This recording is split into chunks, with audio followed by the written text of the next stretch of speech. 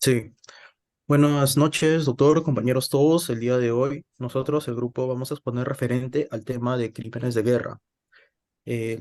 Siguiente, por favor, ya.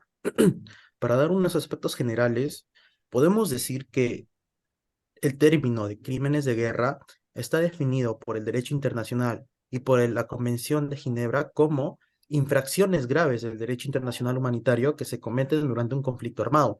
Asimismo, un crimen de guerra es una violación de las protecciones establecidas por una violación de las protecciones hacia las leyes y a las costumbres que están establecidas para cuando se realiza una guerra, que éstas se encuentran integradas por las infracciones graves que vulneran el derecho internacional humanitario, que son cometidas en un conflicto armado y también estas vienen a vulnerar lo que son los derechos internacionales.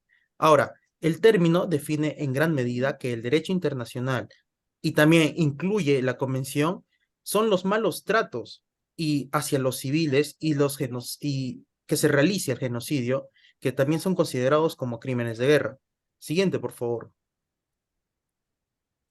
Ya. Ahora, referente a la historia que conlleva los crímenes de guerra, podemos decir que las primeras personas en ser juzgadas por tal fueron por el ex primer ministro japonés Hideki Tojo en los juicios de Tokio del año 1946 y asimismo por el expresidente Yugoslavo Slobodan Milosevic, que fue referente al año 2002, hace poco. Ahora, referente al año 2002, podemos decir que el Tribunal de la Haya se encarga de poder perseguir estos crímenes de guerra que fueron cometidos tras todas estas fechas, que se recogen en el artículo 5 del Estatuto de Roma. Ahora, pasando un poco a lo que son los crímenes que se cometieron en Siria, podemos decir que en los últimos años la ONU ha relacionado en varias ocasiones a este conflicto que permanece de forma activa en nuestra sociedad, que de cierta forma son y que conlleva un antiguo comisionado referente al secretario general de que estuvo en ese tiempo de la ONU, que hasta el día de hoy es líder en lo que refiere a la investigación sobre lo que se trata de los crímenes de guerra. Asimismo, 2 años después del comienzo de la guerra de Siria, podemos decir que la comisión de investigación referente a la ONU comenzaba a poder investigar sobre los crímenes de guerra en este territorio. Hace poco, en el 2016, se detalla que el secretario Ban Ki-moon alertaba a la ONU tras el bombardeo que se realizó en Alepo de que hay un golpe sistemático de armas incendiarias y municiones de última generación sobre las áreas detalladas y que esta de cierta forma se encuentra con una población que podría ser considerada de cierta forma como crímenes de guerra.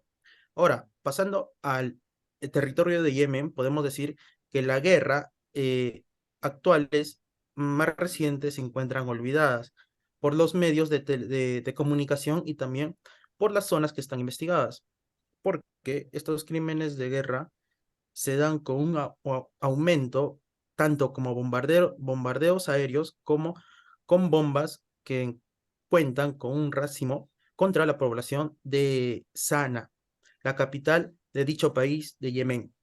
Actualmente, el 80% de la población de Yemen depende de la ayuda humanitaria para poder tener acceso a comida, agua, medicinas, entre otros. Bueno, mi nombre es Cristian Pavel Acevedo Abreu, doctor, y doy el paso a mi siguiente compañero. Buenas noches, doctor. Mi nombre es Evelyn Sandoval. Prosiguiendo con la exposición, vamos a detallar sobre los hechos sobre el crimen que cometió Lubanga.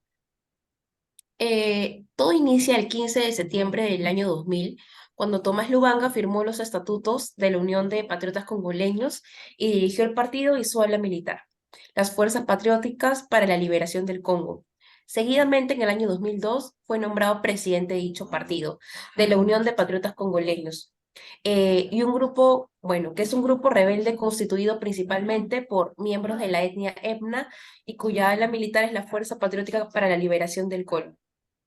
Eh, seguidamente, eh, uy, un segundo. Seguidamente, Este movimiento se caracterizó porque se enfrentó durante los años 2002 y 2003 a las milicias de la etnia Lendú, entre ellas la conocida Armada Popular Congolesa y a la Fuerza de la Resistencia Patriótica en la región de Ituri, al noroeste de la República del Congo. Esto trajo como consecuencia de la guerra que se hizo un control sobre la región, en la cual murieron más de 60.000 personas y es allí donde se obligó a abatir a 3.000 niños soldados que Lubanga había reclutado de la República del Congo y estos menores de 14 años, 15 años, 13 años y así sucesivamente eran obligados a luchar, actuar como guardaespaldas de sus superiores y así también realizar labores domésticas, además de que las niñas eran forzadas a convertirse en esclavas sexuales de los comandantes de este partido. Eso es todo.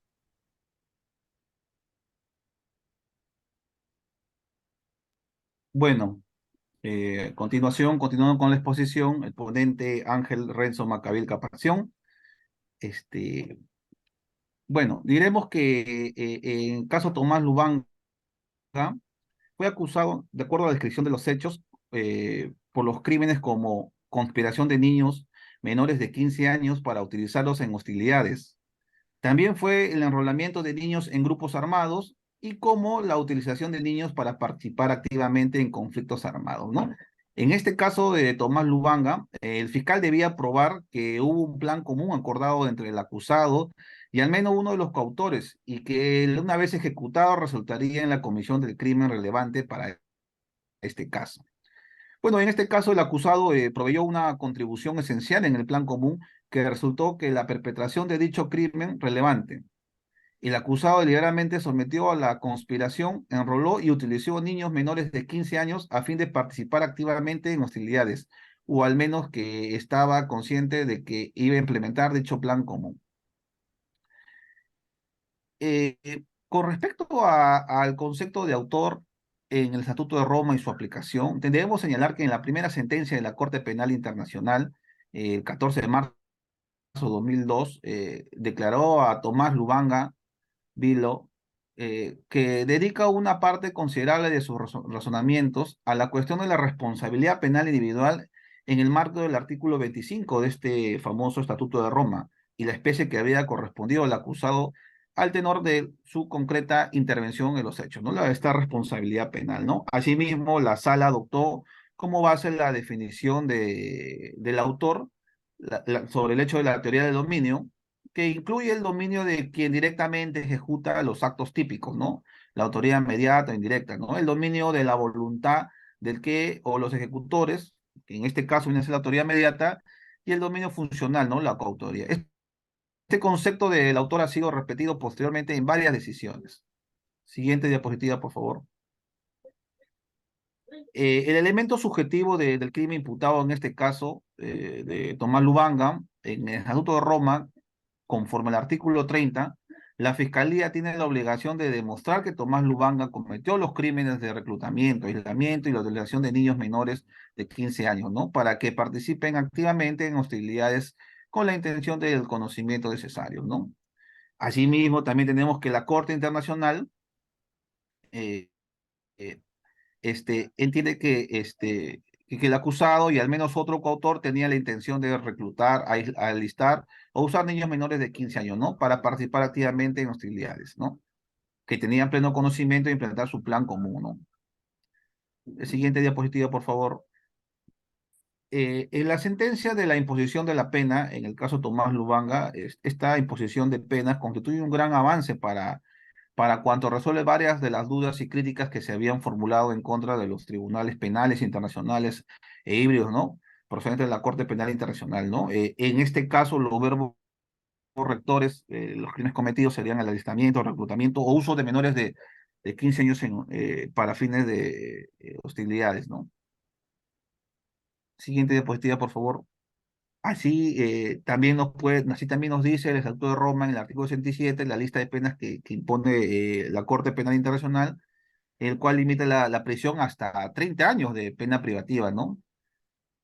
pero de forma excepcional se podrá imponer la prisión vitalicia, ¿no? La Corte Internacional Penal, entre otras cosas, la magnitud del daño causado, en particular a las víctimas y sus familiares, la índole de la conducta ilícita y los medios empleados para perpetrar el crimen y el grado, ¿no? La participación del condenado en el grado de la intencionalidad o la circunstancia, el modo, tiempo, cómo se cometieron los hechos, ¿no? Eh, bueno, tenemos que, según la sala de la primera instancia, definió que no es necesario la concurrencia del coautor a dicha ejecución, únicamente que ejerce su control sobre el delito, ¿no? Para ser coautor, indica que bastará la existencia de un plan común a ser ejecutado y proporcionar una contribución esencial, ¿no?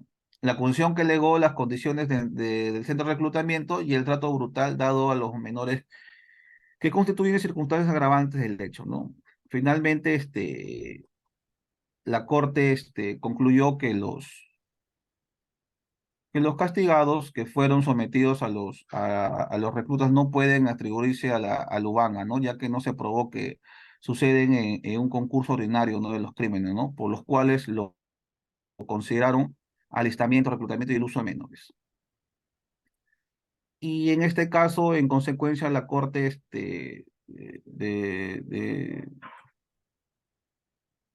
condena a Lubanga la pena de prisión de 13 años por el delito de reclutamiento de niños menores de 15 años, ¿no?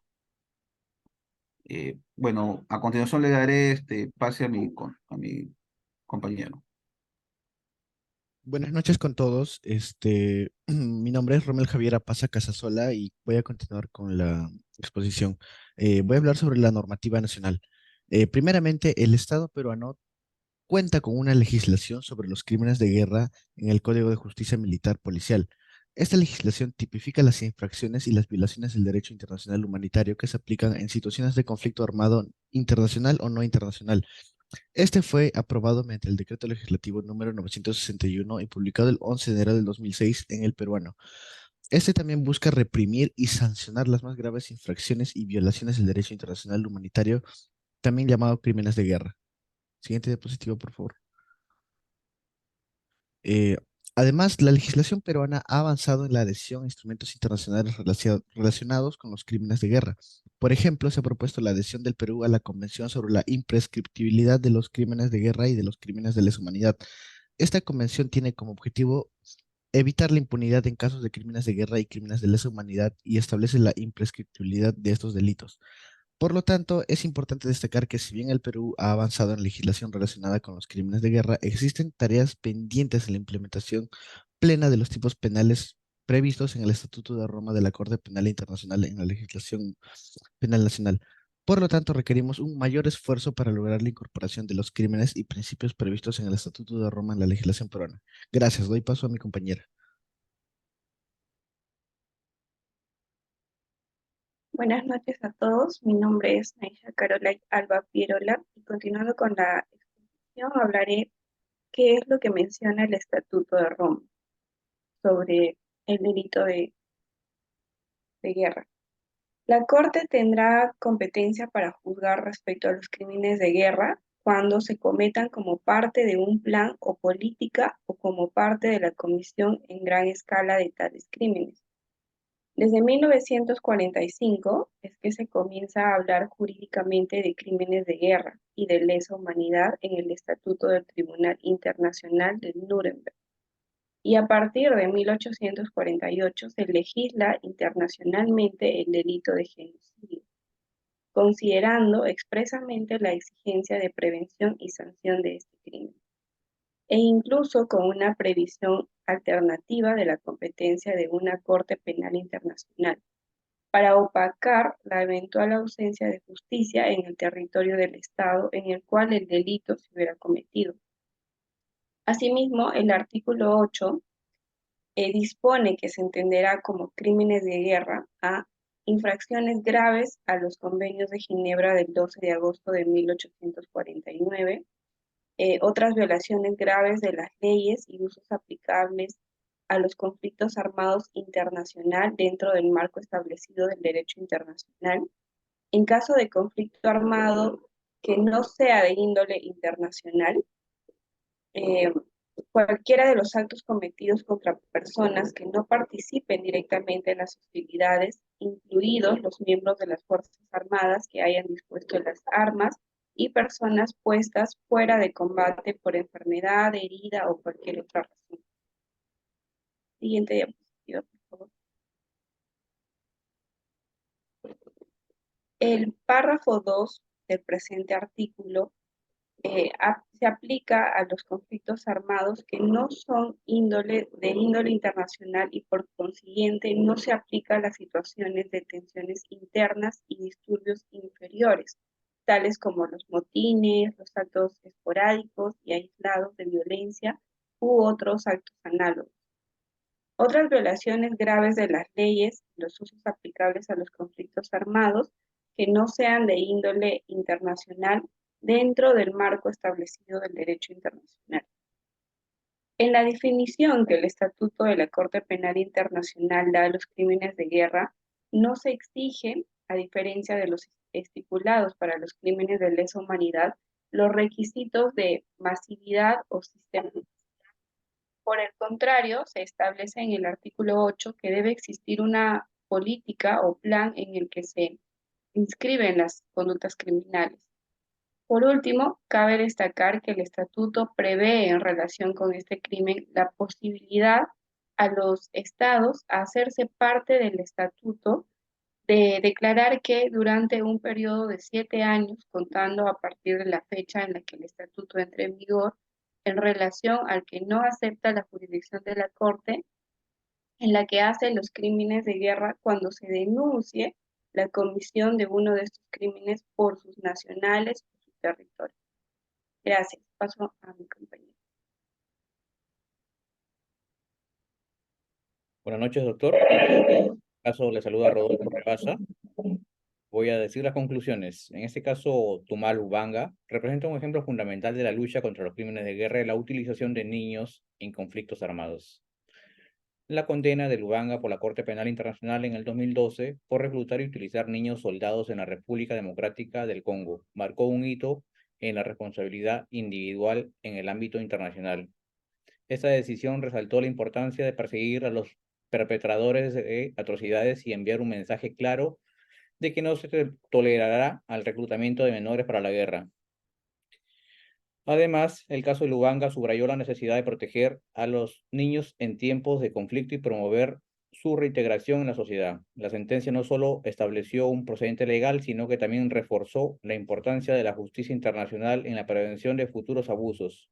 En la última instancia, el caso Lubanga es un recordatorio de que los crímenes de guerra y el uso de niños en conflictos deben abordarse con seriedad y que la justicia desempeña un papel crucial en la construcción de un mundo más seguro y justo.